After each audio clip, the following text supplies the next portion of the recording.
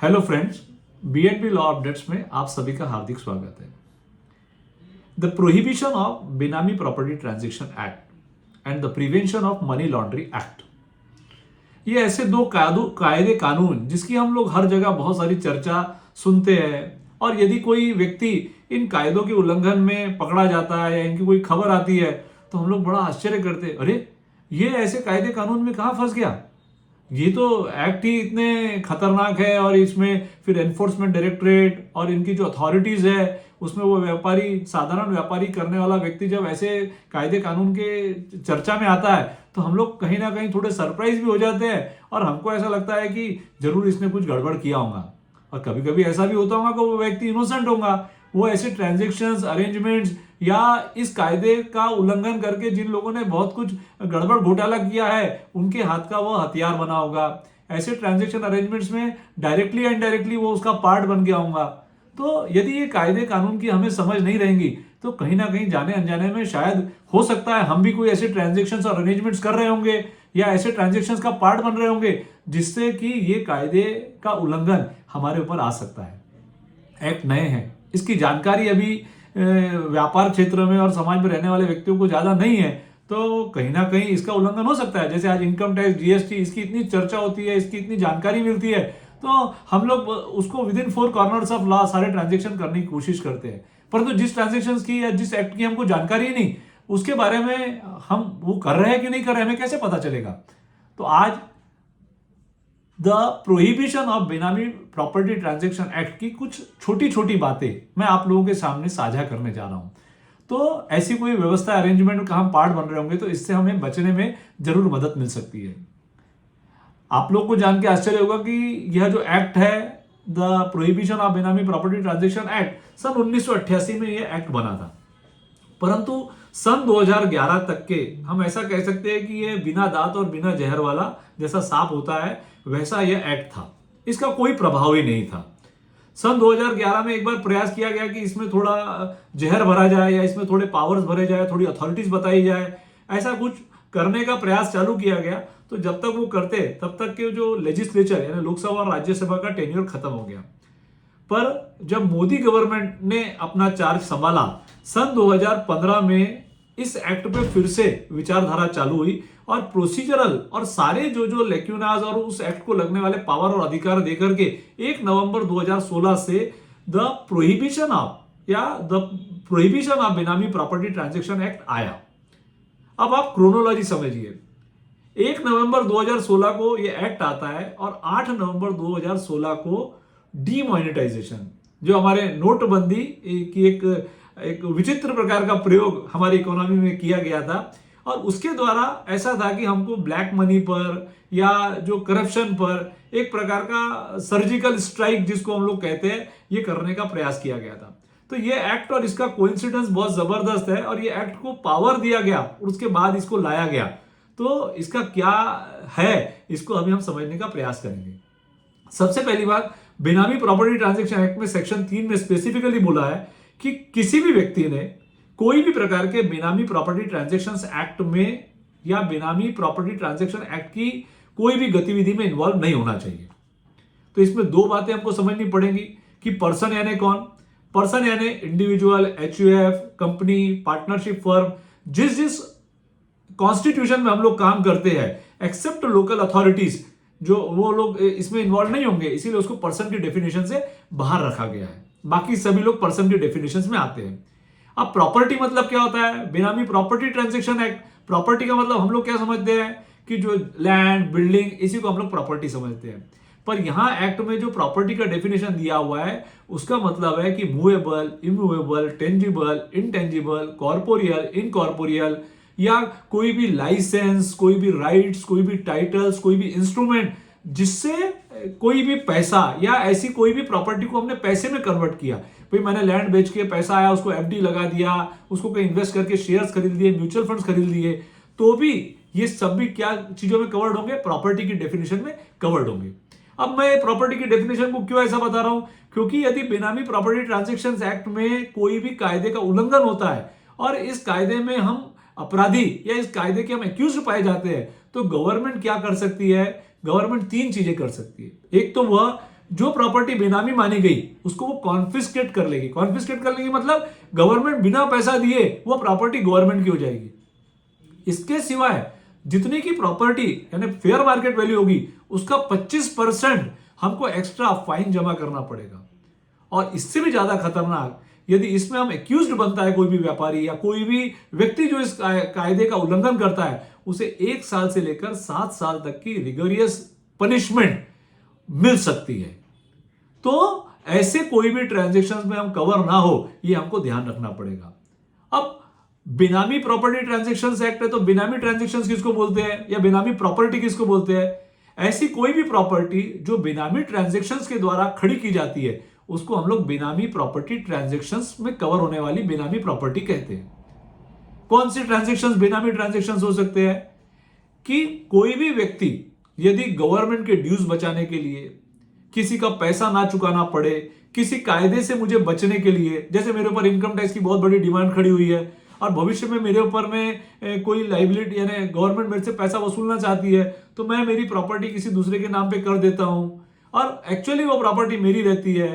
किसी को बैंक को पैसा चुकाना है, बैंक मेरे दूसरी प्रॉपर्टी से पैसा ना वसूल सके, मैं ये प्रॉपर्टी को किसी दूसरे के नाम पर कर देता हूं गलत तरीके का यूज करके, तो ये सब प्रॉपर्टी मेरी बेनामी प्रॉपर्टी हो सकती है। बेनामी ट्रांजैक्शंस के लिए उन्होंने चार प्रकार के ट्रांजैक्शंस को बेनामी ट्रांजैक्शंस बताए हैं। पहला ये कि प्रॉपर्टी किसी और के नाम पे हो और उसका पैसा किसी और ने दिया हो।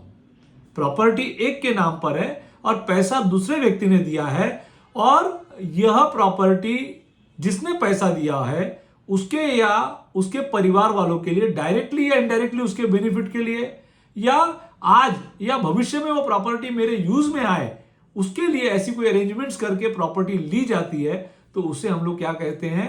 यह बेनामी प्रॉपर्टी ट्रांजैक्शंस है।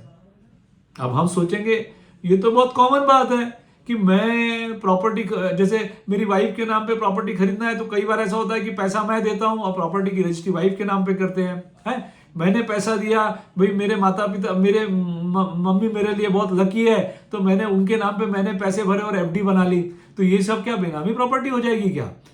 तो इसमें उन्होंने कुछ अपवाद दिए हुए हैं कि यदि कोई एचयूएफ है, उसने कर्ता के नाम पे कोई एफडी बनाई या प्रॉपर्टी ली पर वो प्रॉपर्टी एचयूएफ के यूज में आती है तो वो बेनामी प्रॉपर्टी नहीं होगी।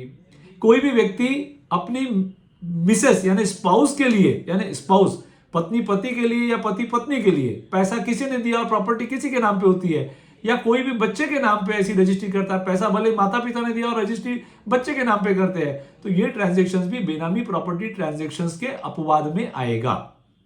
कोई ट्रस्ट में, फिड्यूशियरी कैपेसिटी में, कंपनी में डायरेक्टर के नाम पे प्रॉपर्टी ली गई और एसेट्स कंपनी का बना है, एसेट्स कंपनी में यूज हो रहा है, तो इन दैट केस आल्सो भी उसको हम बेनामी प्रॉपर्टी ट्रांजैक्शंस नहीं बोलेंगे।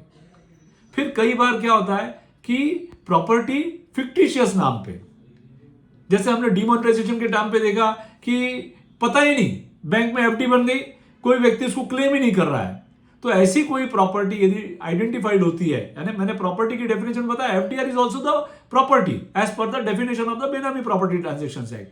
तो ऐसी कोई प्रॉपर्टी भी फाइंड होती है तो उसको भी हम बेनामी बोलते हैं, कि जहां पे पता ही नहीं किसके नाम पे है ना, कोई आइडेंटिफाइड व्यक्ति ही नहीं है, तो उसको हम बेनामी ट्रांजैक्शंस बोलेंगे। फिर कभी कभी क्या होता है कि जो व्यक्ति ओनर है द प्रॉपर्टी का, वो अथॉरिटी के सामने डिनाई कर देता है कि ये मेरी है ही नहीं, ओनरशिप को डिनाई कर देता है। कई बार हम लोग ऐसा, हमको पता चलता है कि रास्ते में कोई अंगड़िया के 1-2 करोड़ रुपए कैश पकड़ में आए, तो 1-2 करोड़ रुपए कैश पकड़ में आए तो अब कोई तो उसका क्लेम लेता नहीं है, इतनी बड़ी रकम है, कौन आएगा? तो ऐसे केस में जहां पे ओनर ऑफ द प्रॉपर्टी कोई एजेंट, कोई आदमी के हाथ में पकड़ में आया, तो वो तो बोल देता मेरी नहीं है, मैं किसी के लेके घूम रहा था, तो ऐसे केस में भी उसको हम बेनामी प्रॉपर्टी बोलेंगे। तो ऐसी कोई भी प्रॉपर्टी जहां पे जिसकी आइडेंटिटी, जिसके नाम पे प्रॉपर्टी ली जाती है, जैसे जो मैंने सबसे पहला इंपॉर्टेंट बताया कि रजिस्ट्री किसी और के नाम पे, ओनरशिप किसी और के नाम पे और पैसा किसी और ने दिया, कंसिडरेशन किसी और ने दिया, तो जिस व्यक्ति के नाम पे प्रॉपर्टी पाई जाती है उसे हम बेनामीदार कहते हैं, जिसके नाम पे रजिस्ट्री है। और जो व्यक्ति कंसिडरेशन पे करता है, पैसा पे करता है, उसको हम लोग क्या कहते हैं? बेनिफिशियल ओनर कहते हैं। अब अगर ऐसी कोई अरेंजमेंट्स होती है तो होता क्या है कौन अथॉरिटीज है जो इस कायदे के बारे में जांच पड़ताल करती है। तो इसमें इनिशिएटिंग अथॉरिटी, जिसको इनिशिएटिंग अथॉरिटी बोलते हैं, इनिशिएटिंग ऑफिसर बोलते हैं, वह इनकम टैक्स के असिस्टेंट कमिश्नर या डिप्यूटी कमिश्नर रह सकते हैं। इनके ऊपर जो इनको अप्रूव करती है कि आप ऐसे ट्रांजैक्शंस की जांच पड़ताल करें, वह ज्वाइंट कमिश्नर या एडिशनल कमिश्नर की परमिशन से ये लोग इसकी जांच पड़ताल शुरू कर सकते हैं। अब इसकी जांच पड़ताल कैसे शुरू करेंगे भाई, इनको कैसे पता चलेगा कि किसी व्यक्ति ने ऐसा कोई ट्रांजैक्शन अरेंजमेंट किया है।